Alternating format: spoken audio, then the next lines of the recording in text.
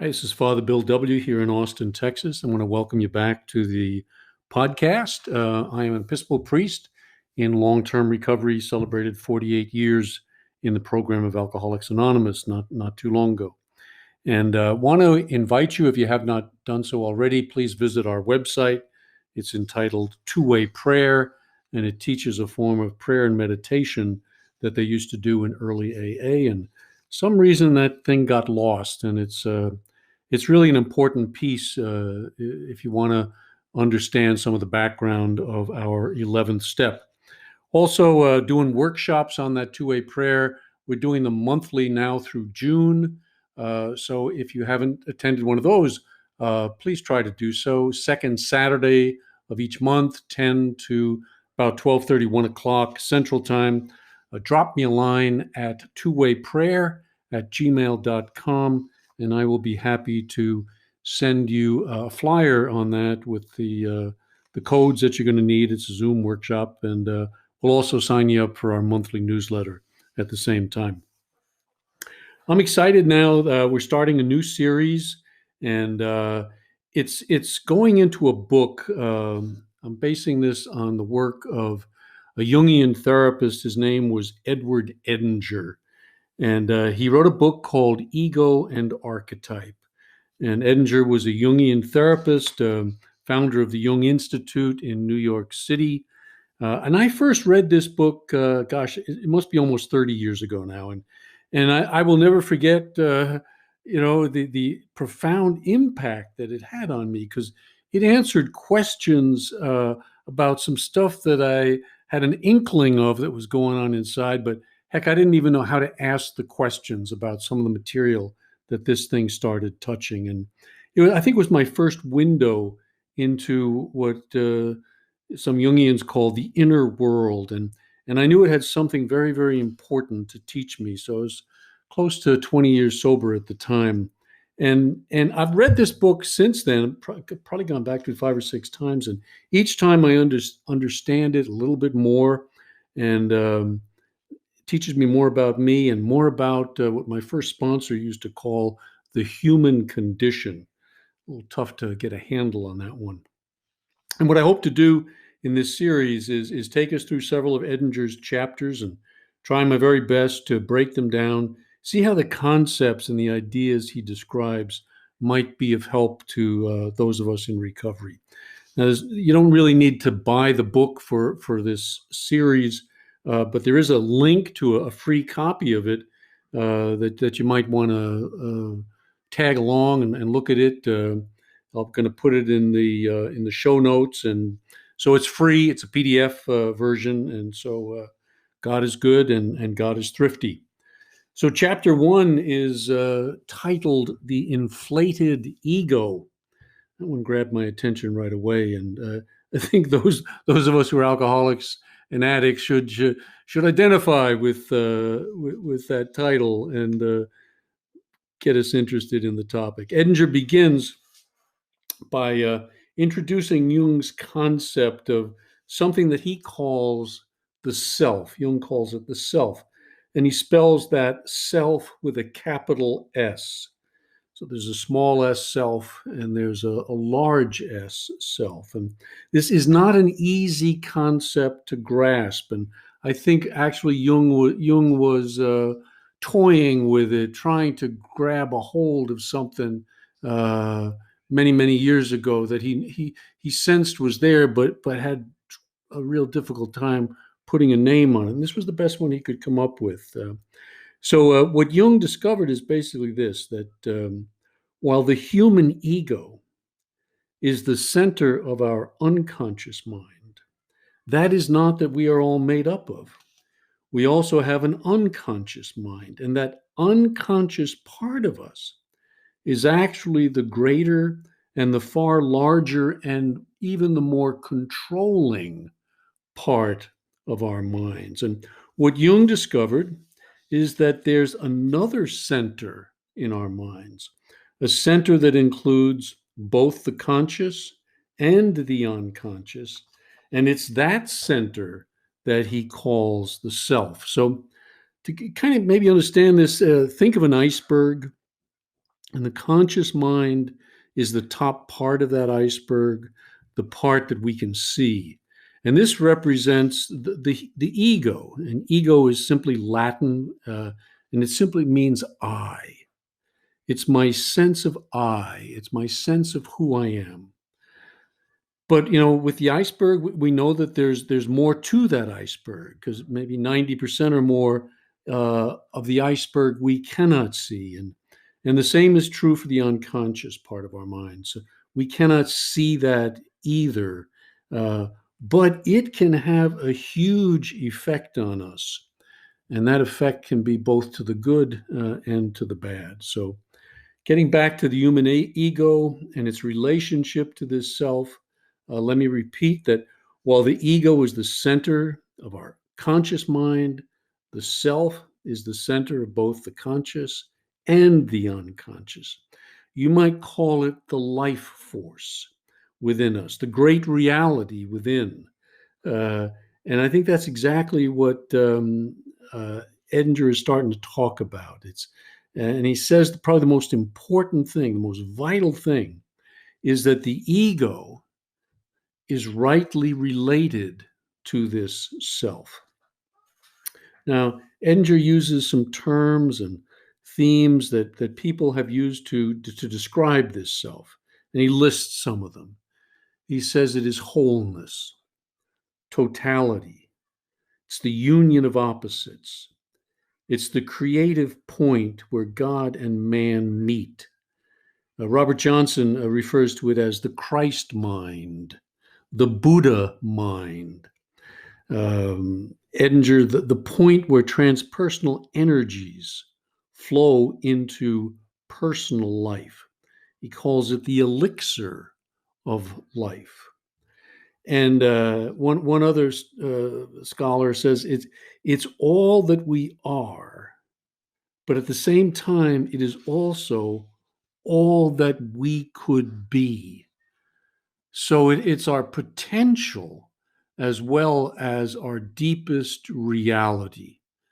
And that self is pushing us, prompting us, wanting us to become fully who we are capable of being.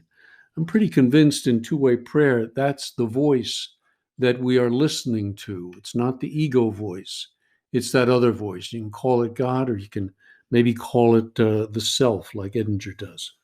So anyway, all of these Edinger say all of these concepts refer to the self. So here's the way he sums it up. The self is the central source of life energy, the fountain of being, which is most simply described as God. Indeed, the richest sources for the study of the self are in the innumerable representations that man has made of the divinity. So Jung isn't saying that the self is God, but he is saying that it is a reflection of God, an image, the image of God. And first and foremost, you got to remember Jung is a scientist. And he says, in effect, I can't talk about God. That's not my field. But I can talk about the image of God that people have in their minds. I can talk about that. I can even study that, and I can see the effects when the relationship between the ego and the self is right, when it's flowing, and when it's in good order. And I can see it when it is not. So a therapist in my early sobriety used to ask me when I'd come see him, he'd say, "Hey, Bill, how's your love life?" And he didn't mean who was I dating or how was my sex life going at the time. The question was, how's your love life? Are you getting in touch with a new center inside of you? A center that is life-giving, life-affirming, a center that's bringing love into you and receiving love back from you. Is love and service to the self, in effect, becoming your code? Is God everything, or is God nothing? What's the connection like? Now, this relationship between the ego and the self, it goes through a number of changes. over the course of our lives. And you might also say it goes through a number of changes during the course of any one day. Are we connected or are we not? And in time, I think we learn to kind of take our spiritual pulse. And that's a really important thing to do.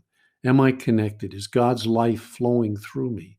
Or is my ego really taking control once again? Jung makes a big deal about the two halves of life. And he says that in the first half of life, our work is initially to build up an ego.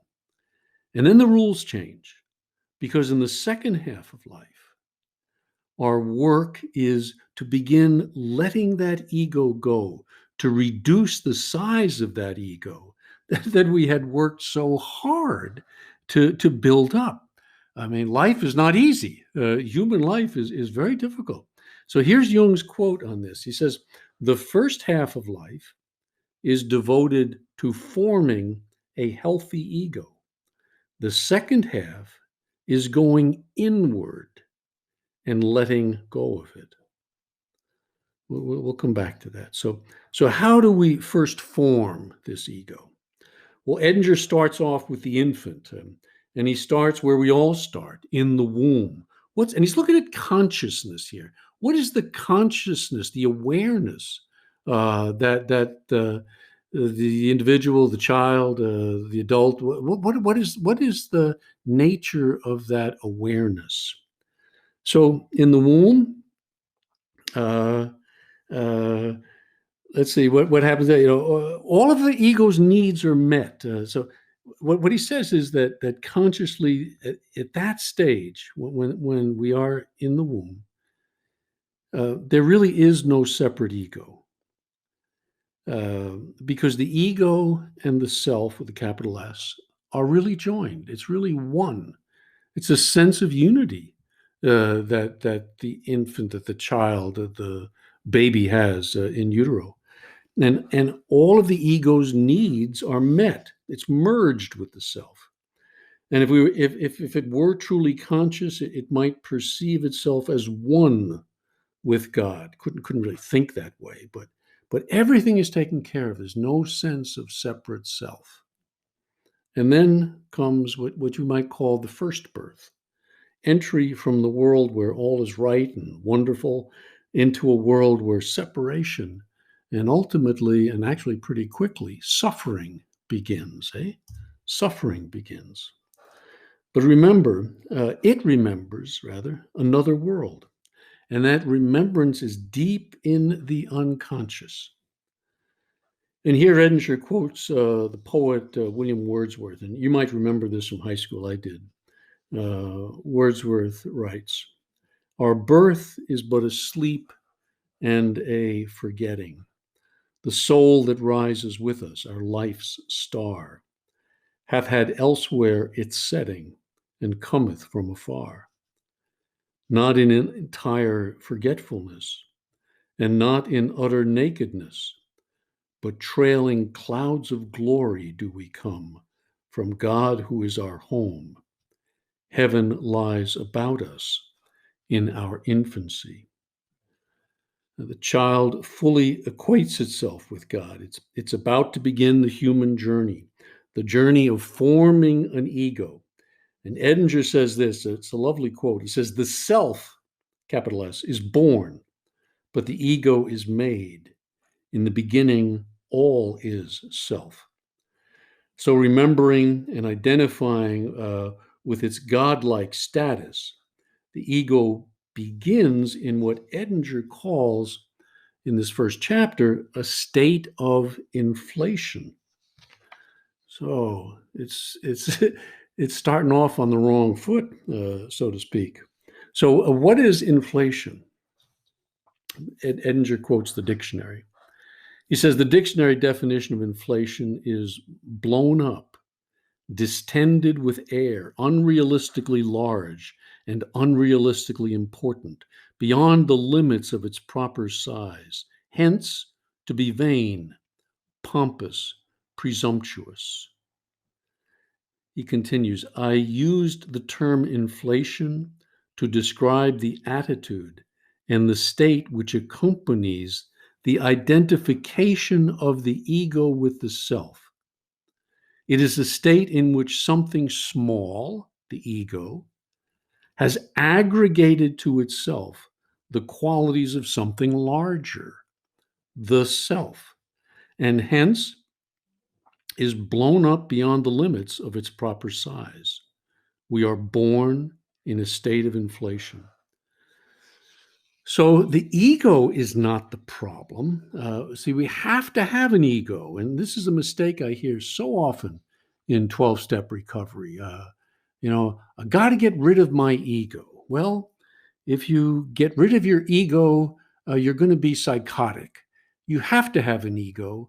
The point is the ego has to be the right size.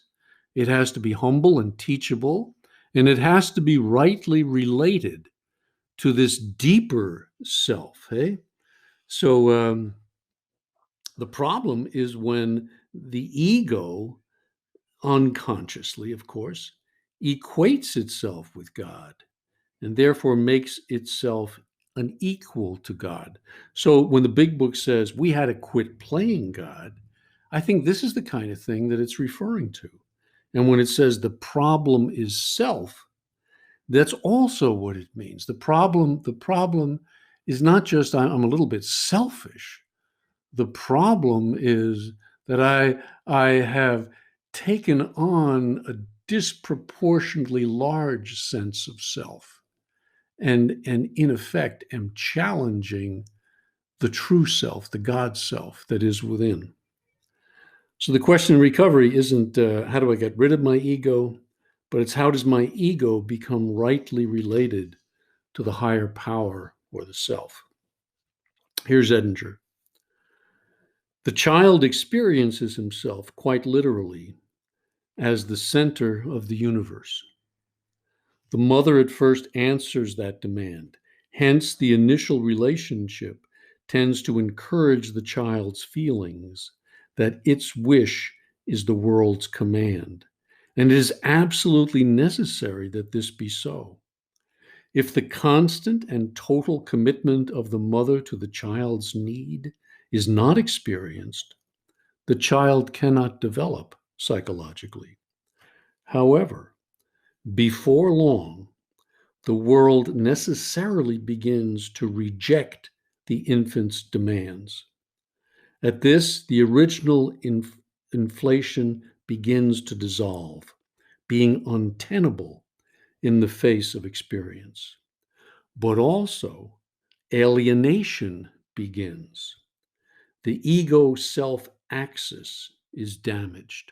We're going to talk a lot about that ego-self axis. And what that means is the link, the connecting line between the small self and the greater self. That line gets broken, okay? And a kind of unhealthy psychic wound, Edinger says, is created in the process of learning he is not the deity, the God he thought he was. He is exiled from paradise, and permanent wounding and separation occur. So oftentimes when you get into therapy, the therapist will take you back to childhood events, some back really, really early, because that's where the damage gets done. This link is so vital. And if it gets disturbed, we're gonna suffer the consequences of that for the rest of our lives. So I want you to visualize a link, like a line of communication. And this is a way for power as well as for meaning and purpose to flow into us from the higher self to the smaller ego self. If they're connected, power and life can flow. If they are severed, cut, look out. How do I begin to feel then? Try restless, irritable, and discontent. Edinger goes on. Repeated experiences of alienation continue progressively right into adult life. One is constantly encountering a twofold process. On the one hand, we are exposed to the reality encounters which life provides and which are constantly contradicting unconscious ego assumptions. This is how the ego grows and separates from its unconscious identity with the self. At the same time, we must have recurring reunion between ego and self in order to maintain the integrity of the total personality. Otherwise, there is a very real danger that as ego is separated from the self, the vital connecting link between them will be damaged. If this happens to a serious extent, we are alienated from the depths of ourselves, and the ground is prepared for psychological illness. And what happens, of course, is we carry those ego inflations over into our adult life. Um, Edinger looks at some of these ego inflations, and I'm sorry to do this, but I know this is going to hurt a little bit. So it always hurts me. It's going to be painful, but this is how we take on these godlike characteristics, unaware that that's really what we're doing. So he says, what are some of these ego inflations? So he says, well, how about spells of anger, where I'm experiencing or taking on myself the wrath of God? See, that wrath better stay with God, but I take it on. Urges to seek vengeance. And he quotes, "A vengeance is mine, saith the Lord." Thinking of oneself as all powerful, that's God's omnipotence. Intellectual rigidity, the know it all. I know it all. That's God's omniscience. And it's very important to understand that there's also a thing called negative inflations. And these are just as destructive, or maybe even more so, than the positive ones. But they are a little trickier to grab a hold of. Some examples. No one in the world is as guilty or as bad as I am. You have a critic in your mind who talks to you like that? I mean, I had for years, and he still appears. He still shows up. You know, I had a therapist say to me early recovery. He said, "Hey, Bill, if somebody said to you the things you say to you about yourself, what would you do to that guy?" And I said, "I'd kill him." And he said, "Good morning." And that was when I first started to see some of this inner stuff that's going on inside of me. I mean, our addictions oftentimes really are a form of suicide, eh? It may be okay for you to screw up. Here's another one. And these underlying assumptions there, you're an idiot, but me, I should have known better. And that's inflation as well. I can forgive you, but I will not forgive me. That is inflation. And many of us kind of swing wildly from thinking I'm the best thing that ever came along in God's green earth, and I'm the worst piece of slime, and I want to crawl under a rock. We are extremists, in our moods shift back and forth between those two. We got to watch them. Either way is an inflation. The highs and the lows of recovery. Hey, it's no wonder a lot of us wind up with a diagnosis of manic depressive. I mean, we're on a roller coaster, particularly the first few years in recovery. I want to hit on two more points, and then I'm going to finish up. And this is important, and we're going to go deeper into this as we move into some of the other chapters. But Jung saw that it was primarily through our myths and through our sacred stories that we learned and passed on some of these terribly important human truths that the human condition has to deal with. And you see, we've only known about the unconscious for a little over 100 years, but we've known about the human condition for thousands. And these insights come down to us through myths and stories. And this Jung called the collective unconscious, because the stories were similar. from culture to culture, even though people never had an opportunity to share those with one another. So that's the archetype. Two quick samples. First is the well-known one. It's the Hebrew story, the Jewish story of Adam and Eve. And I want you to try to think of that, maybe for the first time, as a psychological inflation story that's trying to be communicated. Hey, so there they are, Adam and Eve in the garden, happy, naked, and free. Hey, all their needs are met. It's like being in the womb. And they are in union with the self. God comes strolling through the garden in the cool of the evening and talks to them. How you doing, Adam? How you doing, Eve? The juice is flowing. It's fine. But they want more. See, they want to be like God. They want to take on godly powers. That's the whole point of the story. They want to be the self. You can be in relationship to the self, but you cannot try to be the self. It's a very subtle distinction. So they succumb to that temptation. And when they do, what happens? They break the connection with the self, with God. And they experience guilt for their action. They experience shame. Scripture says they noticed for the first time that they were naked. I hadn't been even aware of that. Something has come into human consciousness. And what is it? It's separation from the link, the very, very important link that connects me with the source of life.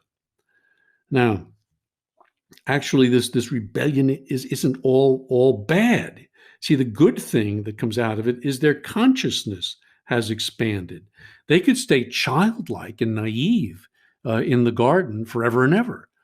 But to be a human being is to take on a different quality, and it's a very dangerous and a blessed quality. See, it makes us in Jewish tradition higher than the angels. Why? Because we got to balance these two things. We are human and spiritual at this very same time. Angels, they just get to flap their wings and off they go. We gotta balance the two inside of us. And so consciousness comes, but it's at the price of the innocence. We lose the innocence, but we are on the way to potentially greater maturity. So, what happened? The story starts with that original sense of wholeness, and it ends with a sense of separation. The wounding is our relationship with the self. And Edinger points out that when young kids first start to draw themselves with crayons, what do you look like? Draw me a picture of yourself. They draw in circles. They don't draw stick figures. They draw in circles. And what the psychologists tell us is originally children think of themselves as whole, as round, you see, and it's only in time that they come to differentiate the parts of self. See? In the beginning, all is whole, all is round. I'm going to do one more story now, and this is the Greek story. You may be familiar with it. It's the story of Icarus. So Icarus and his father Daedalus are on an island, and there's no way for them to get off. They're trapped there. But the old man has a plan. And what he does is he fashions a set of wings, both for himself, a set for himself, and a set for his son, Icarus. And he makes these out of wax, very, very thin. And he tells his son, now you put these on, but what? But don't fly too high. Do not get yourself too close to the sun, for if you do, the wax will melt. In other words, know your limits. Respect your limitations. I'm telling you what they are.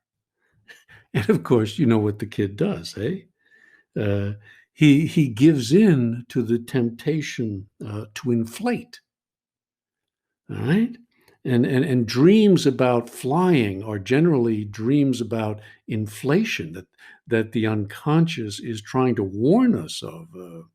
When you're getting on an airplane in your dream, think of old Icarus there, eh? So it's that temptation to take on too much. Teenagers think of Icarus as a teenager. So when I was a teenager, I was stealing my parents' and my grandparents' cars, and I was driving fast and um, didn't have a wreck, unlike Icarus, because that's what happened to him. He flies fast, he gets close to the sun, and boom, down he goes into the sea. Hopefully, we survive those adolescent temptations.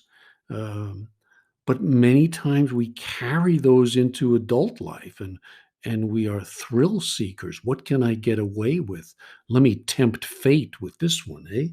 Um, and so I'm reading this book, and actually I had just gotten up to the part about Icarus and what happens to him. And I was down in Florida, and I was visiting a couple of friends down there, young guys who were in recovery, and I had been their counselor when they were in treatment several years prior. Uh, and they had gone into business together, and they had made a lot of money. They did really, really well. And so I was in town, and they wanted to take me out to dinner. And of course, they wanted to impress me. And they took me to a very fancy restaurant. Order anything you want, go for it. And during the course of the meal, one of the guys said to me that he had bought an airplane, um, but it didn't really go fast enough, and he was planning to buy a new one. Wanted one that could go faster.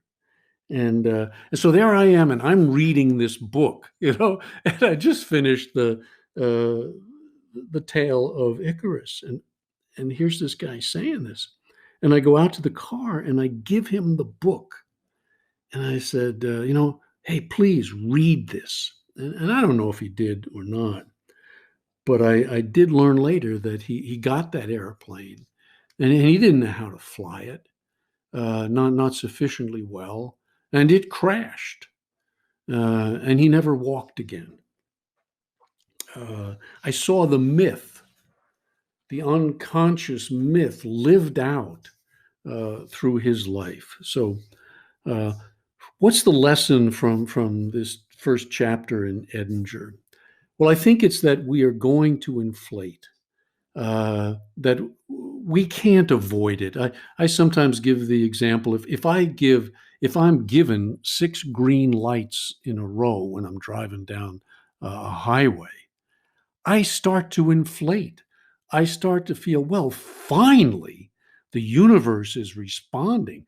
Finally, they know who's driving this car. Give me 6 red lights, and you're gonna I'm going to experience something else, eh? And so this is the human condition, see, and we have to learn to watch ourselves. We have to learn how to read what's going on inside of us, and this is so important for step 10, that I watch for these inflations, either getting too big or getting too small. You're not going to be able to avoid them, but we can spot them, and we can bring them into consciousness, and we can make the unconscious conscious. We can ask God for help. We can talk about it with other people. We can even laugh at ourselves, hey? But we'd better watch. So Edinger closes his chapter with a poem from Lao Tzu, and I'm going to do the same, because it kind of captures this inflation, deflation activity that's going on in everybody. And what Lao Tzu wrote was this: he who feels punctured must once have been a bubble. He who feels unarmed must once have carried arms. He who feels belittled must have been consequential. He who feels deprived must have had privilege. So this is the journey that we have to go down before we go up. Jung once said, those who have a hard time finding God probably haven't looked low enough. I think we find him through the pain. We find him through the suffering. He meets us there, and Robert Johnson has a lovely line about boiling in the oil of transformation. That this is how the transformation happens. Rohr says something. Richard Rohr says two things powerful enough to change a person: prayer and pain. And most of us, he says, choose pain. So I hope this isn't too deep. I know it's some heavy stuff, but I just can't think of anything more important if you're ready to really kind of grow spiritually than to begin understanding depth psychology and what it has to offer us on our spiritual journey. So again, hope it was helpful, and I hope you will keep coming back. God bless. Take care.